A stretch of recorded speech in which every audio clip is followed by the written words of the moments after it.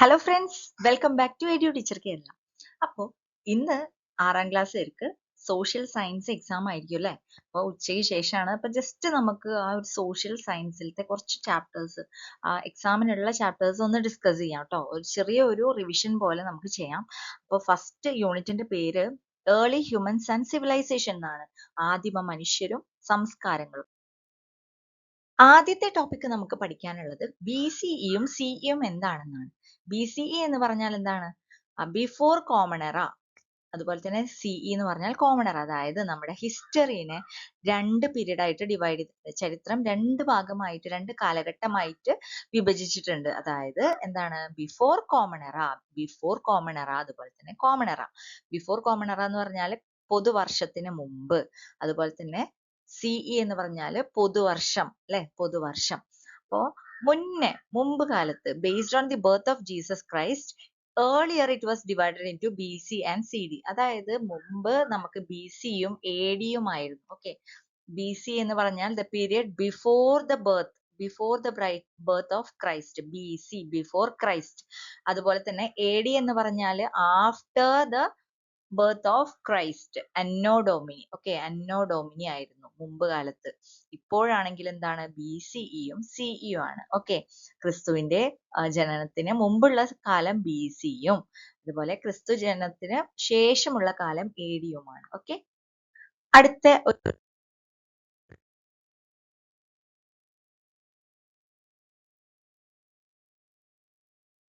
പരിണാമം എങ്ങനെയായിരുന്നു? അപ്പൊ ഇതില് ഹ്യൂമൻ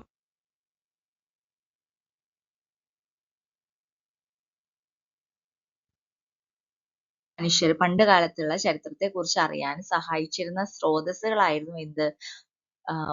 ഫോസിൽസ്, ഹ്യൂമൻ ഫോസിൽസ്, മനുഷ്യരുടെ ഫോസിൽസ്, അല്ലെങ്കിൽ മനുഷ്യര് അതായത് എന്താ പറയാ, ഫോസിൽ എന്ന് പറഞ്ഞാൽ എന്താണ്? ഫോസിൽ കൊടുത്തിട്ടുണ്ട്. Fossils are the remains of ancient plants, animals and human beings. അതായത് അവര് മരിച്ചു കഴിഞ്ഞാൽ അവരുടെ എല്ലുകൾ ഒക്കെ ബാക്കി വരില്ലേ? അപ്പൊ അതൊക്കെ ആണ് ഫോസിൽ എന്ന് പറയുന്നത് കേട്ടോ. Fossils are remains of ancient plants, animals and humans. അതായത് പുരാതന സസ്യങ്ങള്, മൃഗങ്ങള്, മനുഷ്യര്, ഇവരുടെയൊക്കെ ശേഷിപ്പുകളെയാണ് ഫോസിലുകൾ എന്ന് പറയുന്നത്. അപ്പൊ ഇത് വെച്ചിട്ടാണ് നമ്മൾ എത്ര കാലപ്പഴക്കം വന്നു, ഹിസ്റ്ററി ഒക്കെ അല്ലെങ്കിൽ ചരിത്രമൊക്കെ നമ്മൾ മനസ്സിലാക്കുന്നത് ഇത് വെച്ചിട്ടാണ് കേട്ടോ. ഹ്യൂമൻ ഫോസിൽ അല്ലെങ്കിൽ മനുഷ്യരുടെ ഫോസിലുകൾ, മനുഷ്യ ഫോസിലുകൾ. ഹ്യൂമൻ എവല്യൂഷൻ എന്താണെന്ന് നോക്കാം. വലിയ ഡീറ്റെയിൽ ആയിട്ട് പോകണ്ട, നമുക്ക് ജസ്റ്റ് ഒന്ന് അറിഞ്ഞു വെച്ചാൽ മതി കേട്ടോ. It was Charles Darwin who proposed scientific view on the origin of human beings. അതായത് മനുഷ്യരുടെ ഉത്ഭവത്തെ കുറിച്ചിട്ട് ശാസ്ത്രീയമായിട്ട് തെളിയിച്ചത് അല്ലെങ്കിൽ കണ്ടുപിടിച്ചത് ആരാണ്? അതിന് ഡാർവിൻ, ചാൾസ് ഡാർവിൻ ആണ് കേട്ടോ. അപ്പോ അതിലെ on his book he presented the theory of human evolution on his book on the origin of species, published in 1859.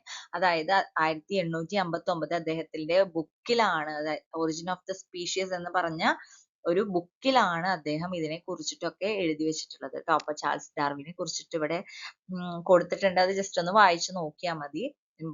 അത്ര ഇമ്പോർട്ടന്റ് അല്ല, അദ്ദേഹത്തെ കുറിച്ച് അറിയാൻ വേണ്ടിയിട്ടാണ് നമുക്ക് ഇതിങ്ങനെ കൊടുത്തിട്ടുള്ളത് കേട്ടോ. അടുത്തത് നോക്കാം, various stages of human development. മനുഷ്യ വികാസത്തിന്റെ വിവിധ ഘട്ടങ്ങൾ എങ്ങനെയൊക്കെയാണെന്ന് നോക്കാം. ആദ്യത്തെ ഘട്ടം എന്ന് പറഞ്ഞാൽ സ്റ്റോൺ ഏജ് ആയിരുന്നു കേട്ടോ, ശിലായുഗം. ആദ്യത്തെ ഘട്ടം ശിലായുഗം അല്ലെങ്കിൽ സ്റ്റോൺ ഏജ്. സ്റ്റോൺ ഏജിനെ 3 ആയിട്ട് ഡിവൈഡ് ചെയ്തിട്ടുണ്ട്. Paleolithic age, mesolithic age, neolithic age. ശിലായുഗത്തിനെ 3 ആയിട്ട് ഘട്ടങ്ങളായിട്ട് തിരിച്ചിട്ടുണ്ട്. എന്താണ്? പ്രാചീന ശിലായുഗം, മധ്യശിലായുഗം, നവീന ശിലായുഗം. അതായത് ഈ സ്റ്റോൺ ഏജ് അല്ലെങ്കിൽ ശിലായുഗം എന്ന് പറഞ്ഞാൽ അവർ എന്തായിരുന്നു യൂസ് ചെയ്തിരുന്നത്? They use rough stones from their surroundings as weapons. അതായത് ഈ മൃഗങ്ങളെയൊക്കെ വേട്ടയാടാനും ഒക്കെ വേണ്ടിയിട്ട് ഉപയോഗിച്ചിരുന്ന, ഫ്രൂട്ട്സ് ഒക്കെ എടുത്തിരുന്നത് എങ്ങനെയാണ്? ഈ വെപ്പൺസ് ഉപയോഗിച്ചിരുന്നത് റഫ് സ്റ്റോൺസ് വെച്ചിട്ടാണ് കേട്ടോ. അതായത് പരിക്കൻ കല്ലുകൾ ഉപയോഗിച്ചിട്ടാണ് ഇവർ ആയുധങ്ങളാക്കി ഉപയോഗിച്ചിരുന്നത്. പരിക്കൻ കല്ലുകൾ. അതുകൊണ്ടാണ് ശിലായുഗം എന്ന് പറയുന്നത് അല്ലെങ്കിൽ സ്റ്റോൺ ഏജ് എന്ന് പറയുന്നത് കേട്ടോ. അപ്പൊ ആദ്യത്തെ സ്റ്റേജ്, അതായത് ഹോമോ, ഒരു ഡിവിഷൻ, ഒരു ഇത് കൊടുത്തിട്ടുണ്ട് കേട്ടോ, ഫ്ലോ ചാർട്ട്. എന്താന്ന് വെച്ചിട്ടുണ്ടെങ്കിൽ ഈ മനുഷ്യവർഗത്തിന്റെ ഒരു ഫ്ലോ ചാർട്ട് ആണ് കൊടുത്തിട്ടുള്ളത്.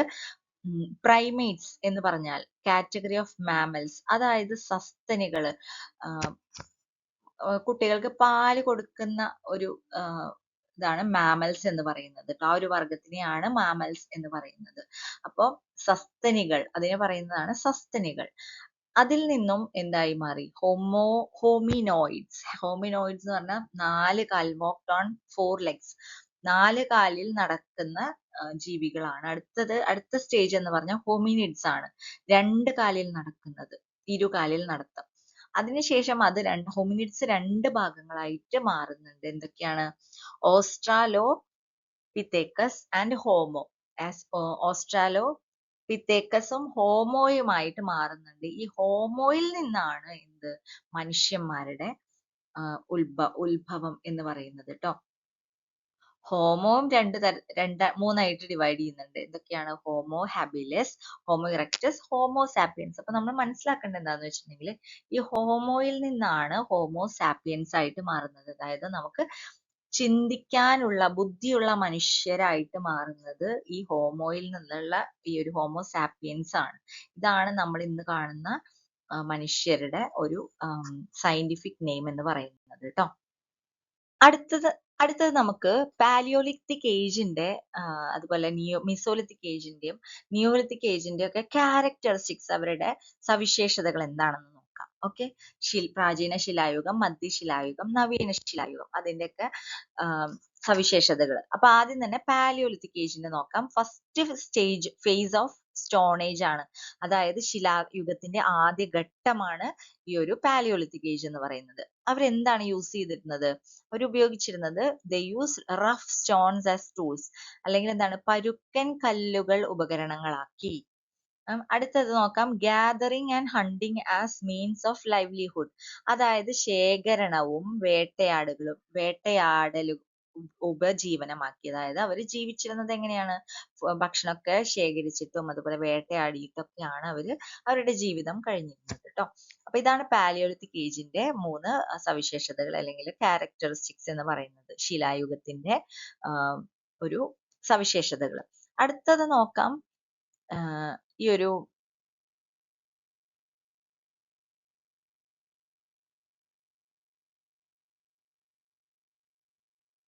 Fine stone tools. അവർ ഉപയോഗിച്ചത് എന്താണ്?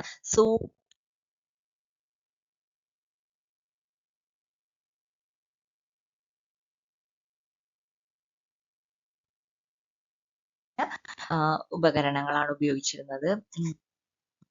edible grasses and fish as food. അവരെന്താണ്? ഭക്ഷ്യയോഗ്യമായ പുല്ലിനങ്ങളും മത്സ്യങ്ങളും ഭക്ഷണമാക്കിയിരുന്നത് മീസോലിത്തിക് ഏജിലുള്ള അവരാണ് ട്ടോ, മധ്യശിലായുഗത്തിലുള്ള ആളുകളായിരുന്നു. അടുത്തത് നോക്കാം, നിയോലിത്തിക് ഏജ്. നിയോലിത്തിക് ഏജ് എന്ന് പറഞ്ഞാൽ used more refined and polished stone tools, അതായത് കൂടുതൽ പരിഷ്കരിച്ചിട്ടുള്ളതും മിനുസമായതുമായിട്ടുള്ള കല്ലുപകരണങ്ങളാണ് ഉപയോഗിച്ചിരുന്നത്. അടുത്തത് ഇതിന്റെ സവിശേഷത, നിയോലിത്തിക് ഏജിന്റെ ക്യാരക്ടറിസ്റ്റിക്സ് എന്ന് പറഞ്ഞാൽ അഗ്രികൾച്ചർ സ്റ്റാർട്ടഡ്, കൃഷി ആരംഭിച്ച ഒരു സമയമായിരുന്നു ട്ടോ. അടുത്തത് തന്നെ invented wheel and started making pottery. Invented wheel and started making pottery, അതായത് ചക്രം കണ്ടുപിടിച്ചു. ഈ ഒരു നവീന ശിലായുഗത്തിൽ ചക്രം കണ്ടുപിടിച്ചു. അതുപോലെ തന്നെ മൺപാത്ര നിർമ്മാണം ആരംഭിക്കുകയും ചെയ്ത സമയമാണ് നവീന ശിലായുഗം. ഇൻവെന്റഡ് വീൽ ഇൻവെന്റ് ചെയ്തതോടുകൂടി അവരെന്താണ്? പോട്ടറി ഉണ്ടാക്കാൻ തുടങ്ങി, അല്ലെങ്കിൽ മൺപാത്രങ്ങൾ നിർമ്മിക്കാൻ ആരംഭിച്ചു എന്നാണ് പറയുന്നത്. ഓക്കെ, അടുത്തത് നമുക്ക് ബിംബേദ്ക എന്താണെന്ന് നോക്കാം. Bhimbetka in Madhya Pradesh is important rock shelter in India which was inhabited by stone age humans. അതായത് ശിലായുഗ മനുഷ്യരുണ്ടല്ലോ, അവര് അധിവസിച്ചിരുന്ന ഇന്ത്യയിലെ ഒരു പ്രധാന ഗുഹാ കേന്ദ്രമാണ് മധ്യപ്രദേശിലെ ബിംബേദ്ക. അത് ഇമ്പോർട്ടന്റ് ആണ് ട്ടോ. അപ്പൊ അത് ഏത് യുഗത്തിലാണ് അല്ലെങ്കിൽ ഏത് ഏജിലാണ് ഉണ്ടായത് എന്നൊക്കെ ചോദിച്ചാൽ നമ്മൾ എന്ത് പറയണം? സ്റ്റോൺ ഏജിലാണ് ട്ടോ, സ്റ്റോൺ ഏജിലാണ് ഇത് ഉണ്ടായിരുന്നത്. അതുപോലെ തന്നെ കേവ് പെയിന്റിങ്സ് ഒക്കെ നമുക്ക് കാണാൻ പറ്റും. അതുപോലെ അവരുടെ കമ്മ്യൂണിക്കേഷൻ എങ്ങനെയായിരുന്നു, അവരുടെ ആശയവിനിമയം എങ്ങനെയായിരുന്നു എന്നുള്ളതൊക്കെ നമുക്ക് ഈ ഒരു ചിത്രത്തിൽ നിന്നും, കേവ് പെയിന്റിങ്സ്, ഗുഹാചിത്രങ്ങളിൽ നിന്നും പല പല കാര്യങ്ങളും നമുക്ക് മനസ്സിലാക്കാൻ പറ്റും. അടുത്തത് നോക്കാം, beginning of agriculture and settle life.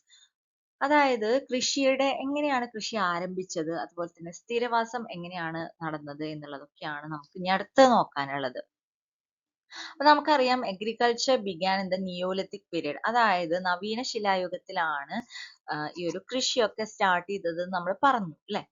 As humans started farming, it becomes necessary to for them to settle near the farmlands. അതായത് ഈ ഒരു മനുഷ്യർക്ക് കൃഷിയിടങ്ങൾക്ക് സമീപമായിട്ട് എന്ത് സംഭവിച്ചു, അവര് സ്ഥിര താമസമാക്കി മാറ്റി, സ്ഥിരവാസം അനിവാര്യമായി മാറി. അതായത് നമ്മൾ ഫാമിങ് കൃഷിയൊക്കെ ഉള്ളപ്പോൾ നമുക്കറിയാലോ എപ്പോഴും നമ്മൾ അതിന്റെ അടുത്തേക്ക് പോകണം. അപ്പൊ അതുകൊണ്ട് തന്നെ അവര് സ്ഥിരമായിട്ട് അവിടെ താമസിക്കാനുള്ള ഒരു അവസ്ഥ വന്നു. അപ്പൊ അതുകൊണ്ട് they settle near their farms to maintain the crops, protect the fields from wild animals and to care for their domesticated animals. അതായത് കൃഷിയിടങ്ങളില് വന്യജീവികൾ ഉണ്ടാവുമല്ലോ, അത് നശിപ്പിക്കാൻ വേണ്ടി വരുന്ന ജീവികളെ അവർക്ക് അത് സംരക്ഷിക്കാൻ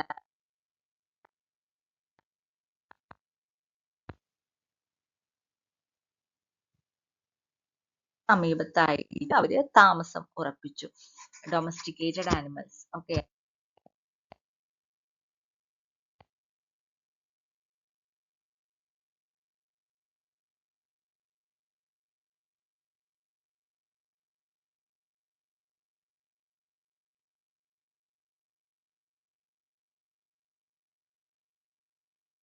ോടുകൂടി മനുഷ്യരില്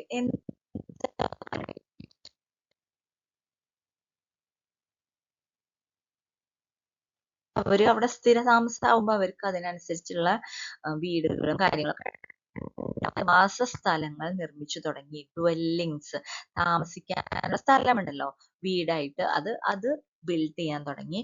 അതുപോലെ തന്നെ people began to interact more with each other and mark the beginning of organised social life. അതായത് ജനങ്ങള് അങ്ങോട്ടും ഇങ്ങോട്ടും കൂടുതൽ ഇടപഴകി ഒരു സാമൂഹിക ജീവിതത്തിന്, സോഷ്യൽ ലൈഫിന് തുടക്കം കുറിച്ചു. അടുത്ത നോക്കാം, settlements gradually developed into villages and urban areas. അതായത് സ്ഥിരവാസ കേന്ദ്രങ്ങൾ അടുത്തതായിട്ട് ഗ്രാമങ്ങളും അതുപോലെ തന്നെ നഗരങ്ങളുമായിട്ട് മാറി എന്നാണ് പറയുന്നത്. അപ്പോൾ സെറ്റിൽ ലൈഫ് എന്തൊക്കെ ചേഞ്ചസ് വരുത്തി എന്നുള്ള ചോദ്യമാണ് കേട്ടോ. അപ്പൊ അതിന്റെ ഉത്തരം ഇതാണ്, ഈ 3 പോയിന്റുകളാണ്. നന്നായിട്ട് പഠിച്ചു വെക്കുക. അടുത്തത് നോക്കാം. നമുക്കറിയാം ഫസ്റ്റ് മെറ്റല് യൂസ് ചെയ്തത് എന്താണ്? കോപ്പർ ആണ് കേട്ടോ. Copper was the first metal used by humans. മനുഷ്യര് ആദ്യമായിട്ട് ഉപയോഗിച്ച ലോഹം ഏതായിരുന്നു? ചെമ്പ്, കോപ്പർ. ചെമ്പായിരുന്നു അവർ ആദ്യമായിട്ട് യൂസ് ചെയ്തിരുന്നത്. The period when humans use weapons and tools made of metals is known as Metal Age. അതായത് മെറ്റൽസ്, ലോഹങ്ങൾ ഉപയോഗിച്ച്, മെറ്റൽസ് ഉപയോഗിച്ചിട്ട് അവര് ഈ ഒരു വേട്ടയാട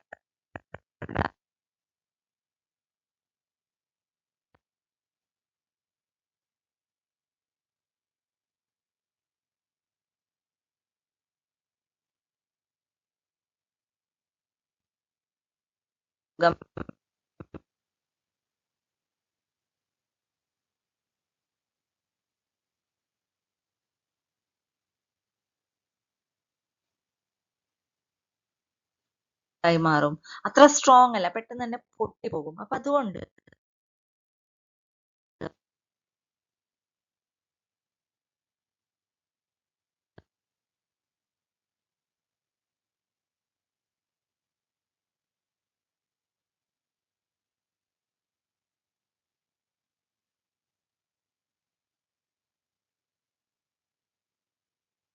ഒക്കെ ഉണ്ടാക്കാൻ വേണ്ടിയിട്ട് ഉപയോഗിച്ചിരുന്നത്. അതായത് വെങ്കലം ട്ടോ. ചെമ്പും ഈയവും കൂട്ടിച്ചേർത്ത് ഒരു ലോഹ സങ്കരം ഉണ്ടാക്കി, അലോയ് ഉണ്ടാക്കി. അലോയുടെ പേരാണ് ബ്രോൺസ് അല്ലെങ്കിൽ വെങ്കലം. അപ്പൊ ആ ഒരു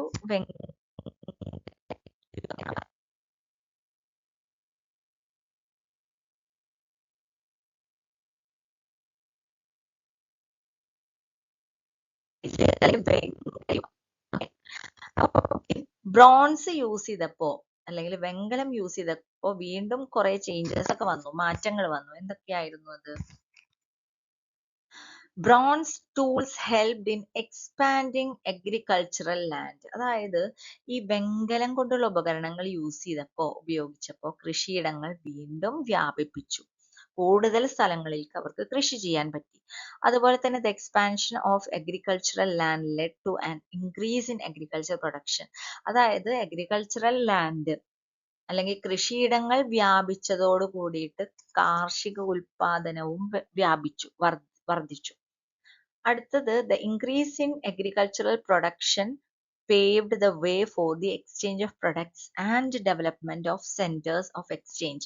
അതായത് കാർഷികം ഉൽപ്പാദിപ്പിച്ചപ്പോൾ അതിന് വർധനവുണ്ടല്ലോ, അത് അങ്ങോട്ടും ഇങ്ങോട്ടും കൈമാറ്റങ്ങളൊക്കെ ചെയ്തിട്ട് അവിടെ കുറെ സെന്ററുകൾ അല്ലെങ്കിൽ കേന്ദ്രങ്ങൾ ഉണ്ടായി. Okay, The centers of exchange later transformed into towns and cities.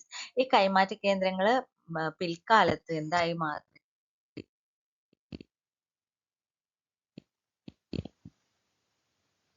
നഗരങ്ങളുമായിട്ട്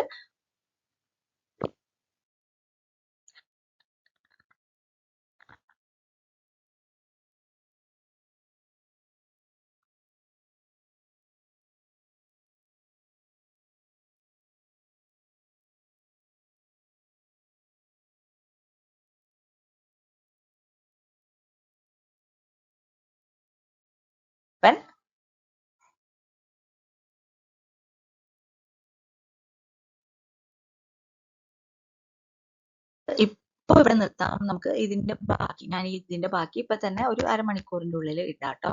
നിങ്ങൾക്ക് ഈ ക്ലാസ് യൂസ്ഫുൾ ആയിട്ടുണ്ടാവും എന്ന് വിചാരിക്കുന്നു. Thanks for watching. Like, subscribe ചെയ്യുക. നമുക്ക് അടുത്ത ക്ലാസ്സിൽ കാണാം. Thank you for watching.